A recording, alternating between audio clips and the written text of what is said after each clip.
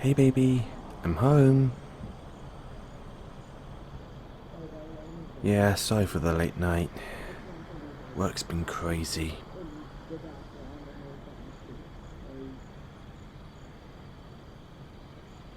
Babe, you alright? You look like you've been having a rough time getting to sleep.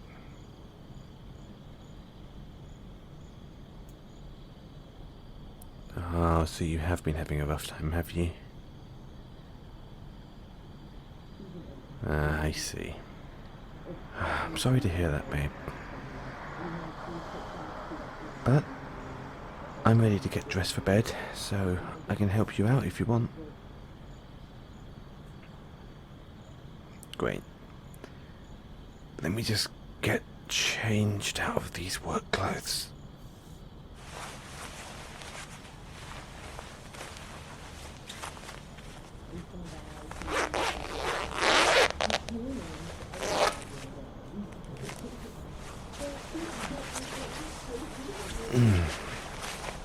There we go. Now, scooch over. Scooch. There we go. Thank you. So, how can I help you get ready for sleep, baby?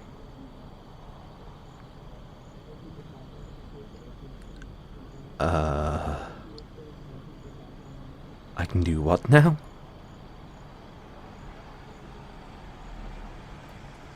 Read you a fairy tale.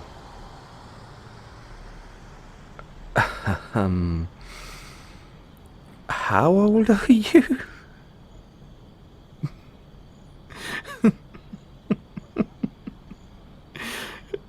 Oh my god, you've even got the book.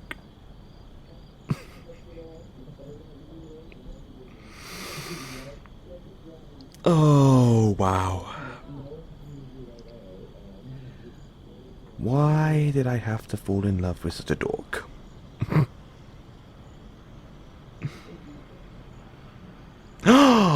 You shut your whore mouth?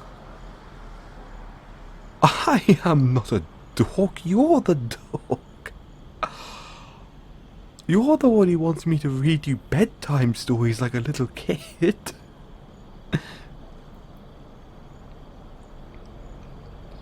Oh, okay. I'll read you a flipping fairy tale. God. Having to read a grown man fairy tales. Okay, let's have a look.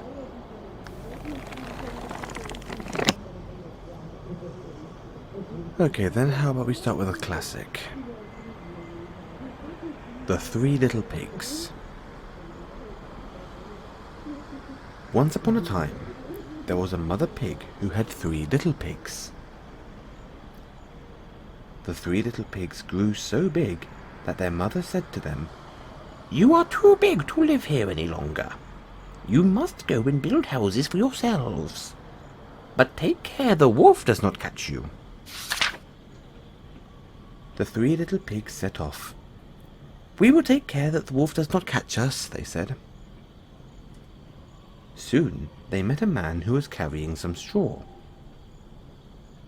"Please will you let me have some straw?" asked the first little pig. "I want to build a house for myself." "Yes," said the man, and he gave the first little pig some straw. Then the first little pig built himself a house of straw. He was very pleased with his house. He said, "Now the wolf won't catch me and eat me." "I shall build a stronger house than yours," said the second little pig. "I shall build a stronger house than yours too," said the third little pig. The second little pig and the third little pig went on along the road. Soon they met a man who was carrying some sticks. "Please will you let me have some sticks?" asked the second little pig. "I want to build a house for myself." "Yes," said the man, and he gave the second little pig some sticks. Then the second little pig built himself a house of sticks. It was stronger than the house of straw. The second little pig was very pleased with his house. He said, "Now the wolf won't catch me and eat me." "I shall build a stronger house than yours," said the third little pig. The third little pig walked on along the road by himself. Soon he met a man who was carrying some bricks. "Please will you let me have some bricks?"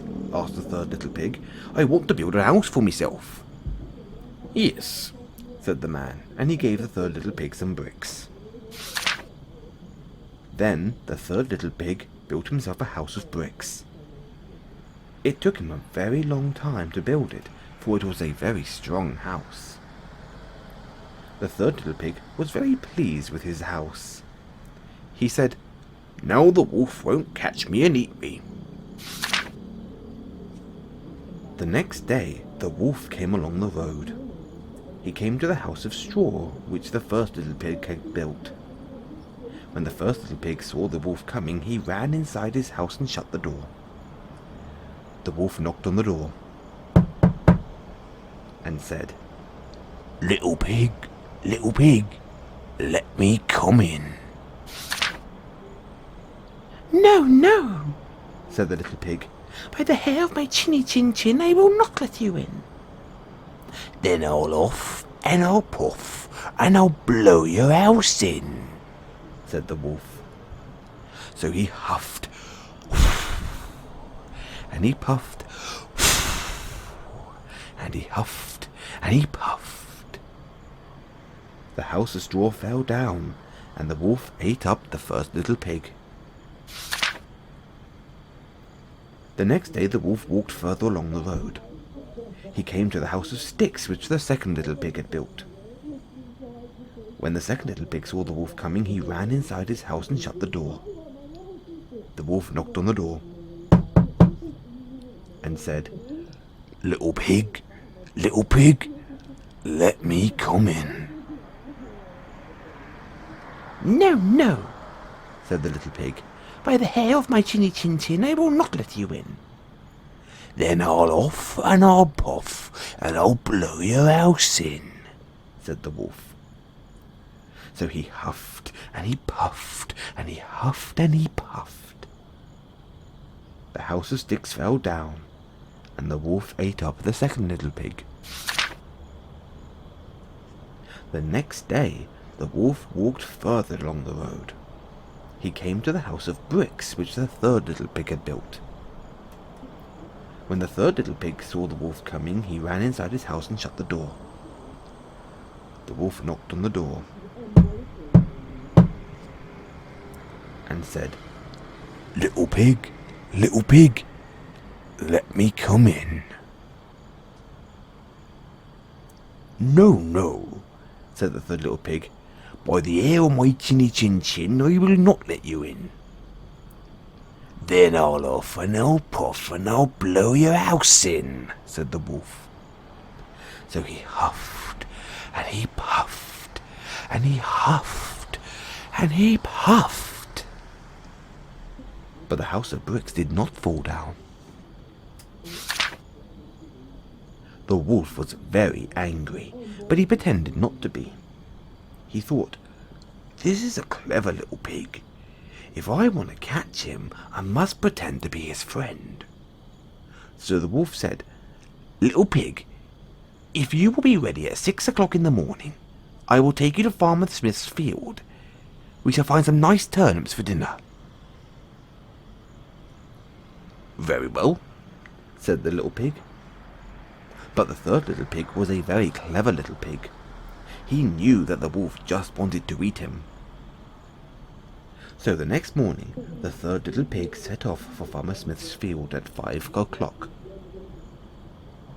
He filled the basket with turnips, and then he hurried home before it was 6 o'clock.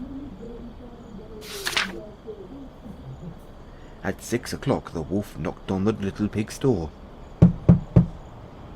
"Are you ready, little pig?" he said. "Oh, I've already been to Farmer Smith's field," said the little pig. I filled me basket with turnips and now they're cooking for my dinner." The wolf was very angry, but he pretended not to be. Then the wolf said, "If you'll be ready at 5 o'clock in the morning, I will take you to Farmer Brown's apple tree. We will pick some red apples." "Very well," said the little pig.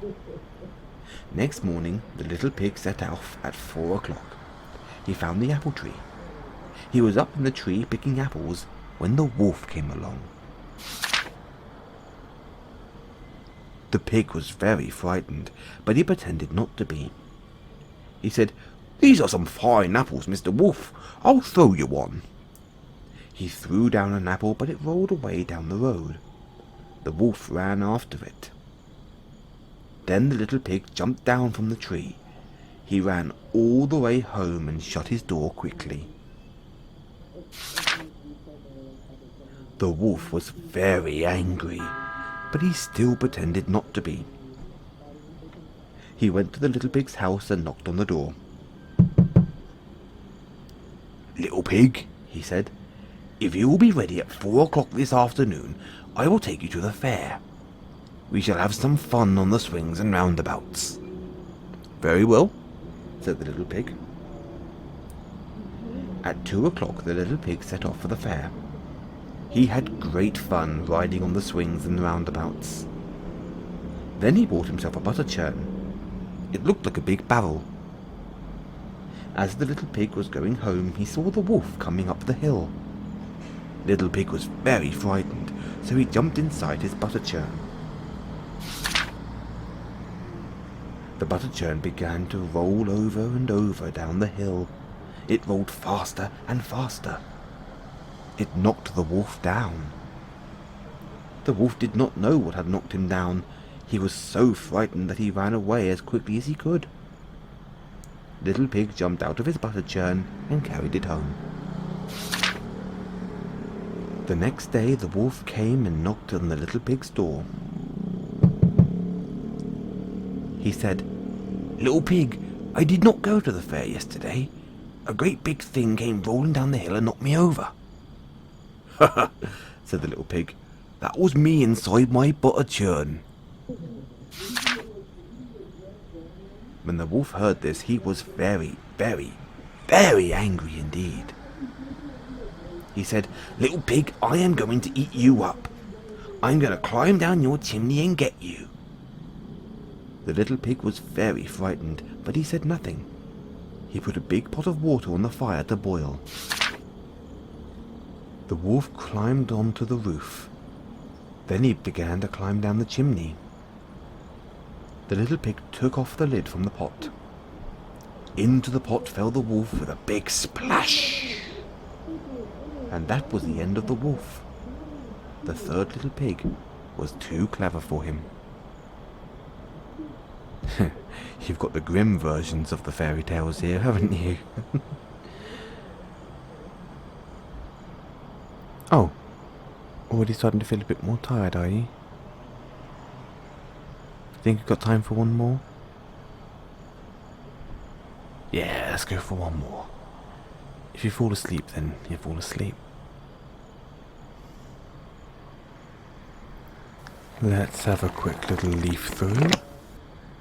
How about this one? Sleeping Beauty. Once upon a time, in the days when there were fairies, a king and queen reigned in a country far away. Now this king and queen had plenty of money, plenty of fine clothes to wear, plenty of good things to eat and drink, and a coach to ride out in every day. However, although they had been married many years, they had no children. This saddened them very much, as they dearly wanted a child. One day, as the queen was walking by the side of a river at the bottom of the garden, she saw a poor little fish that had thrown itself out of the water and lay gasping, nearly dead on the bank. The queen took pity on the little fish and threw it back into the river. Before it swam away, it raised its head out of the water and said, I know what your wish is, and it shall come true. In return for your kindness to me, you will soon have a daughter." What the little fish had said soon happened, and the queen had a little girl, so very beautiful that the king could not stop looking at her, he was so happy. He said he would throw a great party and show the child to all the land.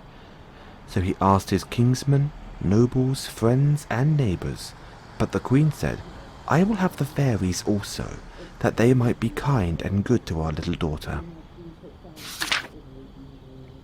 Now there were 13 fairies in the kingdom, but as the king and queen had only 12 golden dishes for them to eat out of, they were forced to leave one of the fairies without asking her.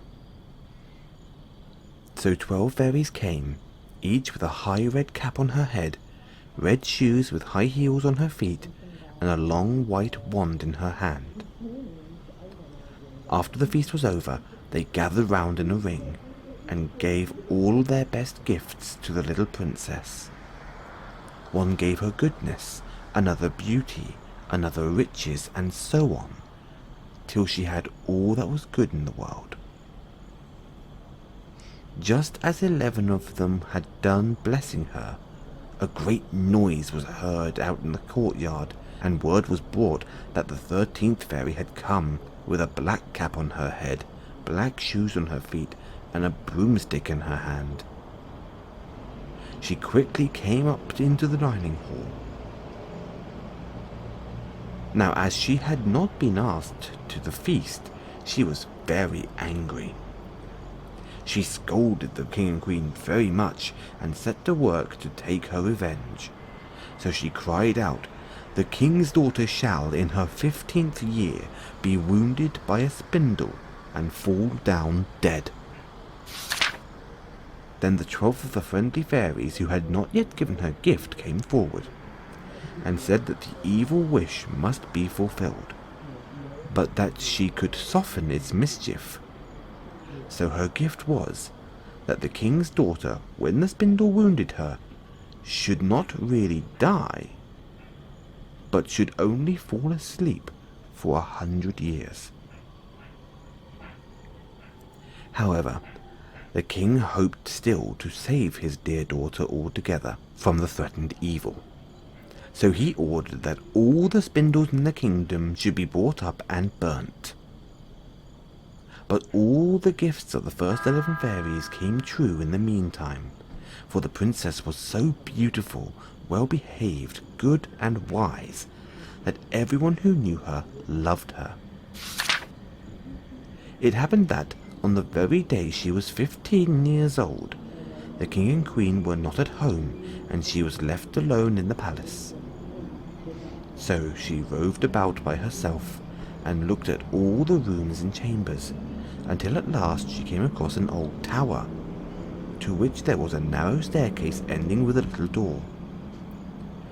In the door there was a golden key, and when she turned it, the door sprang open, and there sat an old lady spinning away very busily. "Why, how now, good mother?" said the princess. "What are you doing there?" "Spinning," said the old lady, nodding her head and humming a tune as the wheel buzzed.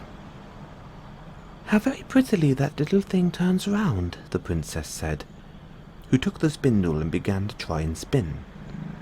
But scarcely had she touched it before the fairy's prophecy was fulfilled. The spindle wounded her, and she fell down lifeless on the ground. However, she was not dead, but had only fallen into a deep sleep. The king and queen, who had just come home, and all their court, fell asleep too.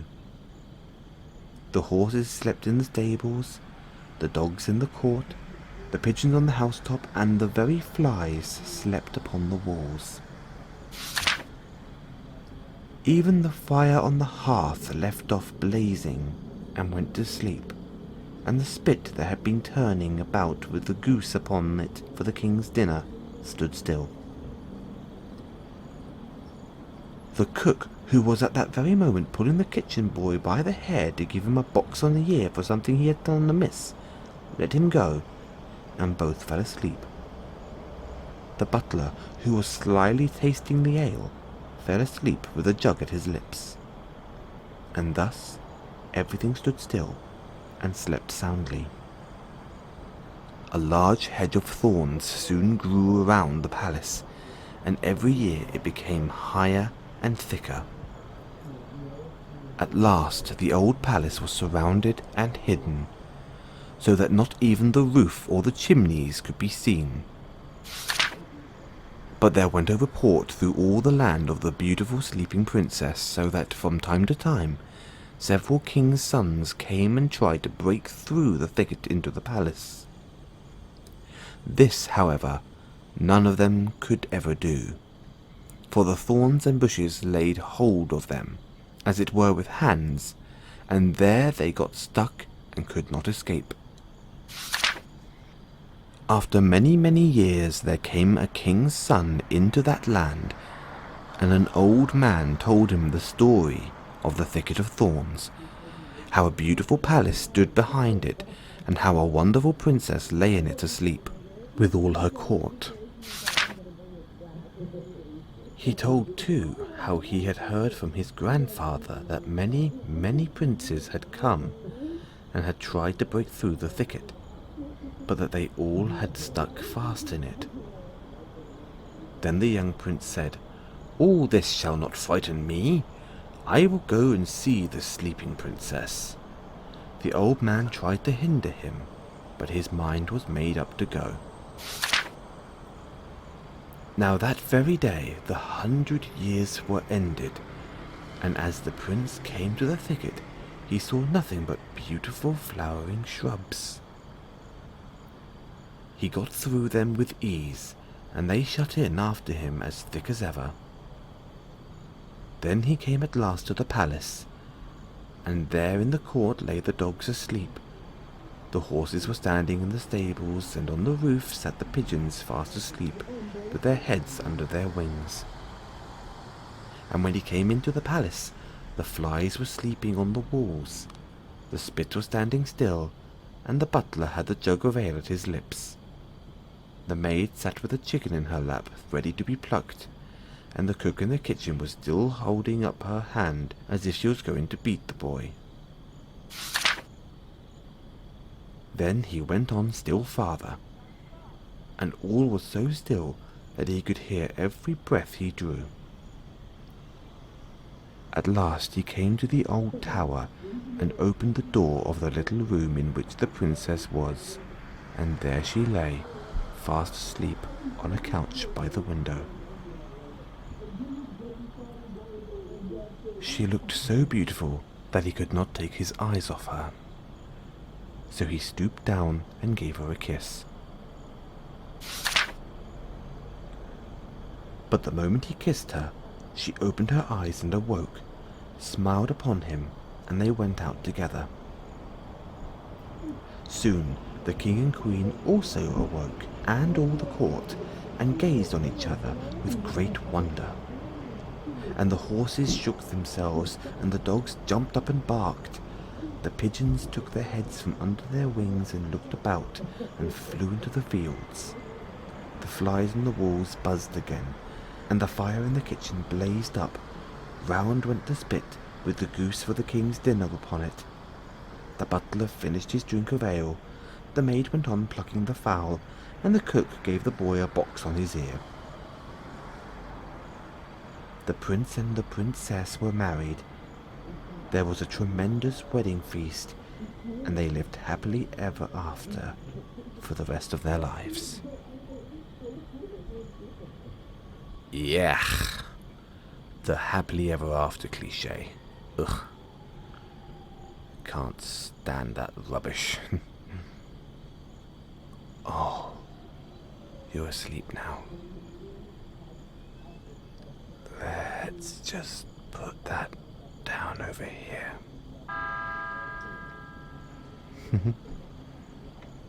Oh, you look so cute when you sleep.